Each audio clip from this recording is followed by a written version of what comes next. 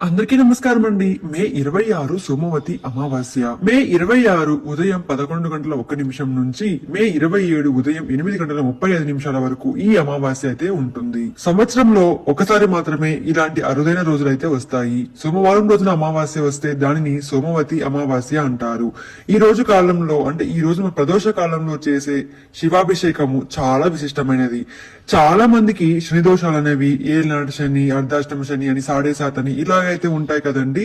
అవన్నీ కూడా పోవాలి అనుకుంటే అంటే సోమవారం సాయంత్రం 4:30 నుంచి 5:30 లోపు ఇలా నువ్వుల నూనెతో అభిషేకం అనేది చేసుకోవాలి. మీకు వీలైనంతగా ఎన్ని ద్రవ్యాలతో వీలైతే అన్ని ద్రవ్యాలతో చేయాలి. తప్పకుండా నువ్వుల నూనెతో అభిషేకం చేయండి. ఏలినాటి శని ఇలా శని దోషాలు ఏవైనా ఉంటే కూడా పోతాయి.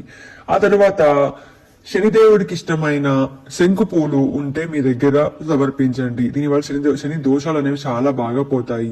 దాంతో పాటుగా